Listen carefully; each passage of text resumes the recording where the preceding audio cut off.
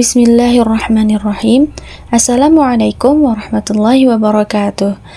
Halo teman-teman semua, alhamdulillah bertemu lagi bersama saya Naila Fitriani Fauzi dari program studi ilmu hadis. Nah, untuk kali ini saya akan membahas tentang kaidah tauhid asma wa sifat. Mungkin bukan suatu hal yang asing lagi ya bagi teman-teman semua mengenai tauhid asma wa sifat ini. Dan di sini pun saya hanya mengulang apa yang telah disampaikan oleh dosen kita di kelas, yaitu Al-Ustadz Husain Zainal Muttaqin LC MPDI. Dan saya hanya menambahkan sedikit referensi dari buku yang lain. Nah, ini dia dosen kita, yaitu Al-Ustadz Husain Zainal Muttaqin LC MPDI. Dan video ini juga adalah salah satu tugas UAS, yaitu ujian akhir semester dari beliau pada mata kuliah Tauhid semester 1 di IAIP Garut. Semoga teman-teman semua dapat memahami dan mengambil manfaatnya dari materi yang akan saya sampaikan sekarang. Ada 4 hal yang akan saya jelaskan pada pembahasan kali ini, yaitu pertama, makna tauhid asma wa sifat, kemudian yang kedua, tujuan tauhid asma wa sifat, yang ketiga, kaidah asma Allah, dan yang terakhir adalah kaidah sifat-sifat Allah. Kita mulai pada pembahasan yang pertama, yaitu tentang makna tauhid asma wa sifat. Nah, jadi tauhid asma wa sifat itu adalah meyakini nama-nama dan sifat-sifat Allah yang sempurna sebagaimana yang telah dijelaskan dalam Al-Quran dan Sunnah Rasul Sallallahu Alaihi Wasallam. Nah, jadi tauhid asma wa sifat itu adalah kita yakin bahwa nama-nama dan sifat-sifat Allah itu ada dan memang dimiliki oleh Allah, karena yang memiliki nama-nama dan sifat-sifat yang baik juga sempurna itu hanyalah Allah. Mungkin ada nama yang baik, namun belum tentu sempurna, karena yang memiliki kesempurnaan itu hanyalah Allah saja. Setelah kita mengetahui apa itu makna dari tauhid asma wa sifat, di pembahasan kedua ini kita akan membahas tentang tujuan tauhid asma wa sifat. Nah, di sini ada 3 tujuan. Yang pertama, mengenal nama-nama dan sifat-sifat Allah. Kedua, meyakini bahwa Allah itu maha suci dari segala kekurangan. Dan yang ketiga adalah menjauhkan diri dari sifat-sifat yang bertentangan dengan sifat-sifat Allah. Nah, dari tujuan yang pertama, yaitu supaya kita bisa mengenal asma atau nama-nama dan sifat-sifatnya Allah. Karena dengan kita mengenal nama juga sifat-sifatnya Allah, itu akan memudahkan kita untuk mengetahui lebih banyak tentang Allah, sehingga menambah keimanan kita kepada Allah. Begitu juga halnya dengan ketika kita ingin mencari tahu tentang seseorang atau ingin dekat dengan seseorang, maka kita harus mengenalnya terlebih dahulu. Jika kita tidak mengenalnya, bagaimana kita bisa tahu tentang seseorang itu? Begitupun kepada Allah. Agar kita bisa mengenal Allah, maka kita harus mengetahui tentang nama dan sifat-sifatnya yang sempurna. Kemudian pada tujuan yang kedua dan ketiga itu, kita harus yakin bahwa Allah itu jauh dari kekurangan apapun. Makanya nama-nama dan sifat-sifatnya itu sempurna. Dan kita pun tahu bahwa nama dan sifat-sifatnya Allah itu benar, tidak ada kesalahan apapun dan tidak bertentangan dengan hal apapun. Sekarang kita masuk kepada pembahasan inti, yaitu tentang kaidah asma Allah atau kaidah nama-nama Allah. Nah, di sini ada 4 kaidah dan di slide selanjutnya ada 2 kaidah lagi. Jadi semuanya ada 6 kaidah. Untuk kaidah yang pertama, yaitu semua asma Allah adalah sangat baik atau husna, yaitu menunjukkan sifat yang sempurna. Nah, dari kaidah yang pertama ini dijelaskan bahwa nama-nama Allah itu yang sempurna. Jadi nama-nama Allah itu memiliki makna yang dimana makna tersebut menunjukkan kepada sifat yang sempurna, dan kesempurnaannya itu ditunjukkan kepada Allah, karena hanya Allah yang memiliki kesempurnaan. Berbeda dengan manusia yang terkadang memiliki nama namun tidak memiliki makna, atau mungkin ada nama itu memiliki makna namun makna itu tidak sesuai dengan pemiliknya. Tapi Allah tidak seperti itu. Misal nama Allah Al-Ghafur yang maknanya Maha Pemaaf, maka itu menunjukkan bahwa Allah itu Maha Pemaaf. Jadi nama Allah itu memang sangat baik, yang menunjukkan sifat yang sempurna. Kemudian pada kaidah yang kedua yaitu penetapan asma atau nama-nama dan sifat-sifat Allah yang bersifat taufiqiyah. Nah, yang maksud bersifat taufiqiyah itu adalah menetapkan nama dan sifat-sifat Allah itu berdasarkan dalil dari Al-Quran ataupun dari sunnah, yaitu dari hadis-hadis Nabi. Tidak bisa kita menetapkan nama dan sifat-sifat Allah berdasarkan akal penalaran kita. Jika kita melakukan hal itu, maka kita telah melakukan sesuatu hal yang tertolak. Pada kaidah yang ketiga yaitu asma Allah menunjukkan zat individu dan sifat. Nah, jadi maksudnya nama-nama Allah itu banyak.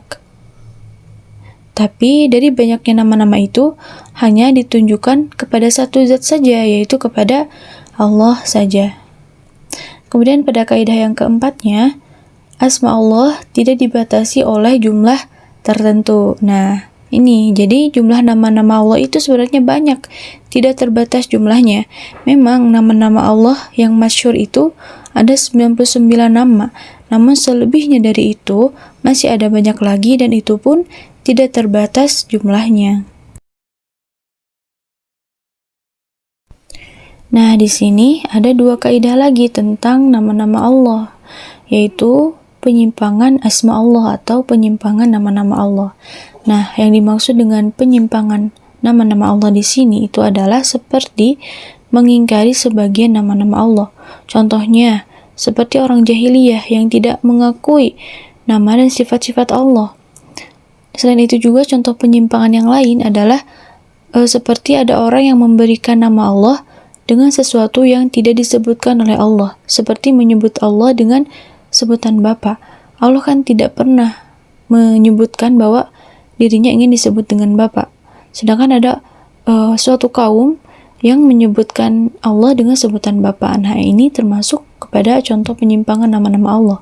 Selain itu juga ada yang memberikan nama Allah dengan nama berhala, itu seperti Lata, Uzza, ataupun Manan. Nah, ini adalah penyimpangan dalam nama-nama Allah. Maka kita harus menghindar dari hal ini. Kemudian yang terakhir adalah orang yang menghafal asma Allah dijamin masuk surga. Nah, yang dimaksud dengan menghafal di sini itu bukan hanya sekedar menghafal lafadznya saja, namun juga harus yakin dan paham akan maknanya. Jadi, orang yang yakin, kemudian dia paham akan makna, lalu juga menghafalkan lafadznya, maka orang itu akan dijamin masuk surga. Nah, sekarang kita sampai kepada pembahasan yang terakhir, yaitu tentang kaidah sifat-sifat Allah. Di sini ada 3 kaidah. Yang pertama yaitu sifat Allah adalah sifat yang sempurna. Kemudian ada yang disebut dengan sifat zat dan juga ada yang disebut dengan sifat fi'liyah. Nah, yang dimaksud dengan sifat Allah yang sempurna itu adalah sifat Allah itu tidak ada kekurangan dari segi apapun. Makanya dinamakan dengan sempurna karena tidak ada sedikit pun kekurangan di dalamnya. Kemudian ada yang disebut dengan sifat zat. Sifat zat itu adalah sifat yang melekat kepada Allah dan tidak ada kaitannya dengan kehendak Allah. Sedangkan sifat fi'liyah adalah sifat yang terjadi jika ada kehendak Allah. Yang kedua yaitu sifat Allah terbagi kepada 2 bagian, yaitu subutiyah dan salbiyah. Subutiyah adalah sifat yang ditetapkan Allah untuk dirinya, sedangkan salbiyah adalah sifat yang ditiadakan oleh Allah seperti Allah tidak zalim, Allah tidak tidur, dan sebagainya. Kemudian kaidah yang terakhir adalah wajib beriman kepada sifat-sifat Allah dengan menghindarkan dari 4 perkara, yaitu tahrif, yaitu merubah makna atau lafaz, ta'til, artinya kosong atau meninggalkan, takyif, membayangkan bagaimana sifat Allah, dan tamsil, menyerupakan Allah dengan makhluknya. Nah, dari kaidah yang ketiga ini, kita harus beriman kepada sifat-sifat Allah, namun harus menghindar dari 4 perkara ini. Pertama yaitu adalah tahrif, artinya merubah makna atau lafaz Allah. Nah, yang dimaksud dengan merubah di sini yaitu merubah dari segi makna ataupun dari segi lafaz, sehingga membuat makna dan lafaz sifat itu menjadi berbeda dari aslinya. Kita tidak boleh melakukan itu dan harus menghindar. Kemudian yang kedua ada ta'til. Ta'til itu artinya kosong atau meninggalkan. Namun dalam pembahasan ini adalah mengingkari terhadap apa yang ditetapkan oleh Allah atas dirinya berupa nama dan sifat, baik secara total ataupun sebagian, baik mengingkarinya itu karena merubah dengan anggapan mentakwil atau karena memang mendustakan secara sengaja. Apapun itu, merubah sifat Allah itu tidak diperbolehkan. Yang ketiga adalah takyif, yang artinya membayangkan bagaimana sifat Allah. Nah, jadi takyif ini adalah membayangkan bagaimana sifat Allah. Misalnya, sifat Allah itu maha melihat dan maha mendengar. Lalu kita membayangkan bagaimana Allah melihat dan bagaimana Allah mendengar. Nah, ini tidak boleh kita lakukan dan harus kita jauhi. Kemudian terakhir adalah tamsil. Tamsil itu menyerupakan Allah dengan makhluknya. Nah, perkara ini adalah yang lebih berbahaya karena menyerupakan pencipta dengan yang diciptakan. Misalnya ada seseorang yang menyerupakan bahwa wajah Allah itu sama dengan wajah manusia, atau menyerupakan bahwa tangan Allah itu sama dengan tangan makhluknya dan sebagainya. Nah, supaya iman kita kuat terhadap nama dan sifat-sifat Allah, maka kita harus menghindar dan menjaga diri kita dari keempat perkara ini. Jangan sampai ada satupun perkara yang kita lakukan. Na'udzubillahi min dzalik. Wallahu a'lam bishawab. Untuk kesimpulannya yaitu, tauhid asma wa sifat adalah meyakini nama-nama dan sifat-sifat Allah. Dengan kita mengetahui asma dan sifat Allah, maka kita akan lebih mengenal Allah dan lebih dekat dengannya.